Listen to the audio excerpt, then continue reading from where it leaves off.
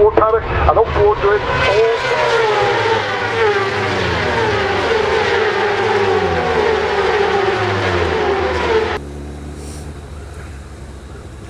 Hello everybody, Suffolk Andy here.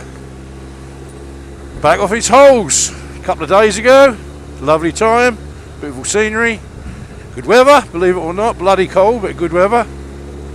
And enjoyed every bloody moment. Plenty of beer, that's what I like to hear.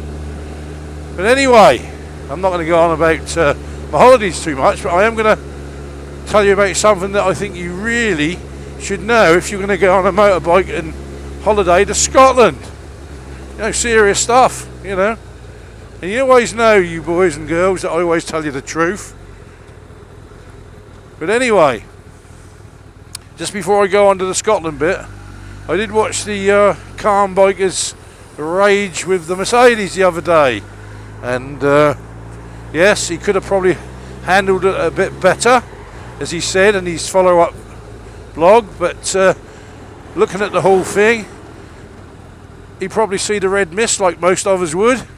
I certainly would have done. I thought the woman in the Mercedes was a complete and utter knob, and we've all had that done to us, and we've all handled it different ways, and always looking back in hindsight you could always handle it different, but you know, it's just one of those things. You see the old red mist, I've done it, and we've all done it, so don't knock yourself up too much about that one, mate. Anyway, I'm going to get back to this Scottish thing.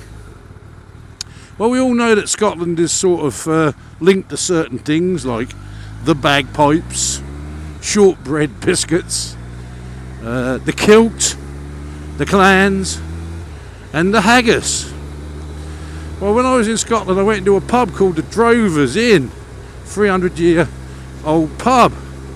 And they had all like old things hanging up, you know, from years and years ago. Really rustic like, you know. And in the glass case there was a real wild haggis. The wild haggis. Well, I'm going to tell you a little bit about the wild haggis because I think you should know this, because they can be quite troublesome, especially if you're touring in Scotland on your bike. Anyway, I'll just fill you in a little bit about the wild haggis and what it does and different things. Well, the wild haggis that lives in communities in the Scottish Highlands, and they live in little groups, not family groups but little groups, and they're quite a sizable thing. They're not huge, but they're quite a sizable thing, and they're quite predatory as well, and quite sexual apparently, and they also can change. They're like shapeshifters a little bit. They can change their cry, you know. They can make it sound like other animals and different things like that. Well, you don't see many of them during the day. They hide up. They don't like people, but they do like people at night apparently. So you probably won't see one during the day. You'll be very rare. You might see one sometimes, you know, on the roadkill, being daft and run across the road and the car squashed it. Ugly looking little things. They got all fur over the back, and they got sort of long, sort of curly teeth. Yeah, long curly teeth, and they're not the best looking animal, I must admit. And but they've been there thousands and thousands of years, and I think years ago, you know, in the Highlands, the old clansmen used to go out and sort of hunt them down and eat them for breakfast apparently. They were a delicacy in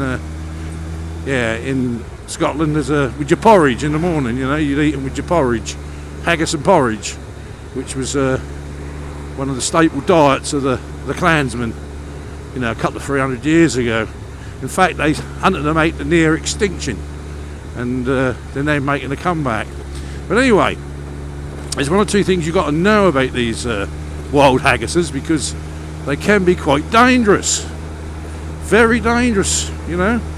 And there's some tips I was given when I was in a place called Oban, which is the gateway to the Highlands, where you catch all the boats that go to the Highland islands off the coast of Scotland. I met up with a guy who was a biker. I was having me fish and chips on the front there, you know, as us English do. and guy sat down and talking, and turned out we were both bikers, you know. And and we were talking, and my missus was eating a battered haggis, which is a haggis covered in batter and haggis meat covered in batter and fried. You know, bloody lovely. But anyway, he said, do you know about these haggises in the Highlands? And I said I'd seen this one in this case. And he said, yeah, you know, as a biker, you have to be aware of these bloody haggises because they're very sexual. And what happens is, if you are riding through the Highlands, especially at night, because like I said, you won't see one if you do in the day because they hide up from you, they don't want to know. If you're riding through the Highlands, and I'll tell you what, you can go miles and miles and miles without seeing anything. There's no houses, just miles and miles of glens and heather and mountains and stuff like that for miles. And he said, you know, if you get caught out in the middle of the night on your bike, or your car, but mostly your bike, you're safer in a car, you see, on your bike, and say your bike actually broke down and you was in the middle of flicking nowhere in the middle of the Highlands, you have to be very careful because haggises are very sexual creatures, and apparently they're well endowed as well. They got quite a big old member, you know. Anyway, he said to me, you should always make sure, you know, us bikers, we have like a puncture repair kit, don't we, and we have bulbs and stuff like that under the seats and visor cleaners. He said always make sure you have a lighter and some kindling under your seat. And I thought, what the hell is he on about? He's freaking mad. He said, yeah, you need some kindling and some matches or a lighter.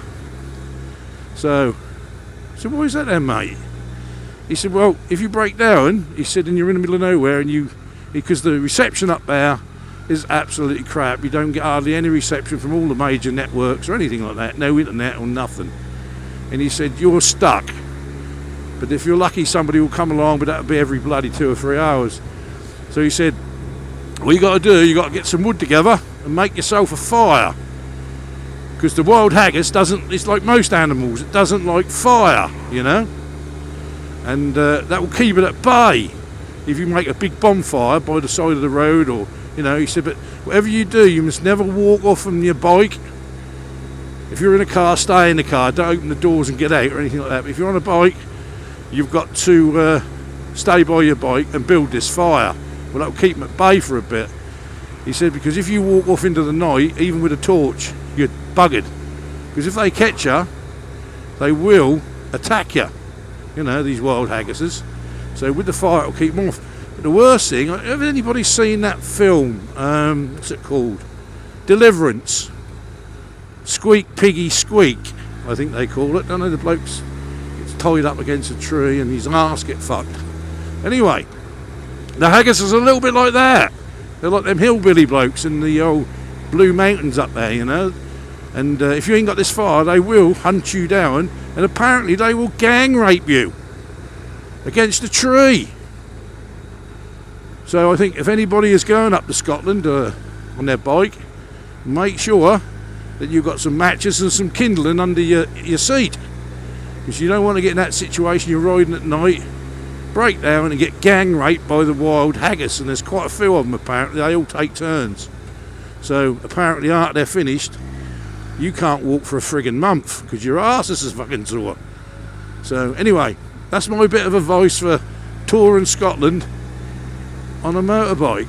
So I hope you take that in consideration, chaps, especially you American folk, if you come over to do a bit of touring, you don't want to land up like Deliverance. And you know everything I tell you is absolutely true. I don't make anything up. So that's the true story of the wild haggis. Right, I'm going to make my way back. It's not going to be a long one today. It's now starting to spit of rain and it's a bit cold and whatever. Oh, the other thing is, when I took my tablet to Scotland to watch all you boys and girls vids, no bloody reception up there at all, even in the hotel. Wi-Fi, crap. Connection from the server on the motorway up the way up there, crap. Couldn't download nothing. So when I got back, I had 99 blogs to watch. And I can assure you, everybody, I have watched every one in the last couple of 3 days. And, you know, when I've got a spare hour here and a spare half hour there, I have watched them all. I always do, you know. If you subscribe to me, at the moment, you know, I've got quite a few subscribers, so if you subscribe to me and you watch my videos, I will watch yours. You know, I think that's only fair. You take the time for me, I'll take the time for you. And I've just watched every single one. But as you notice, some of you boys and girls, I will only comment like good vid mate, stuff like that, because I have told you in the past that I am dyslexic and I do find writing quite a problem. So I still like all your comments about my stuff and that, and I read them all, and I will reply, and anything bigger than I need to say, I will get somebody to do it for me. But yeah, so safe riding. I'm now getting back. It's now going to piss down a rain, and all I got on is a pair of jeans and the freaking long johns under them. So it's not bloody cold, but I want to get back. So anyway, everybody, that's the first blog from getting back to Scotland. Watch those wild haggises. If you don't, you could get a sore ass. Anyway, ride safe, everybody. That's from me, Suffolk Andy.